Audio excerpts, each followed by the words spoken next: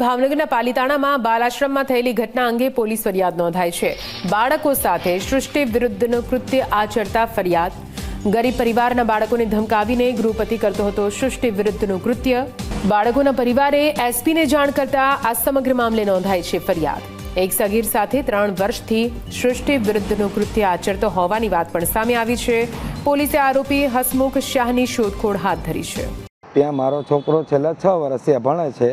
એની સાથે ત્યાંના ગૃહપતિએ, જેમનું નામ છે હસમુખભાઈ શાહ, એ છેલ્લા 3 વર્ષથી એની સાથે દુષ્કૃત્ય આચરે છે।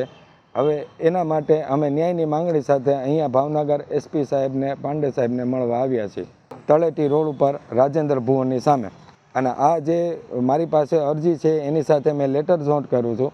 એ લેટર જે છોકરાએ લખેલો છે એની સાથે બી આ દુષ્કૃત્ય થયેલું છે, પણ બધાના ફેમિલીના વાલીઓને એને સાહેબે બીવડાવીને રાખ્યા છે અને પ્લસ અહીંના ટ્રસ્ટીએ પણ બીવડાવીને રાખી દીધા છે। સવારે સાહેબે બોલાવ્યા હતા, વડોદરા સાહેબે એક સાહેબને ત્યાંથી બાલાશ્રમમાંથી, તો એમને આવીને એમને જે કાંઈ રજૂઆત હતી એ કરી દીધી।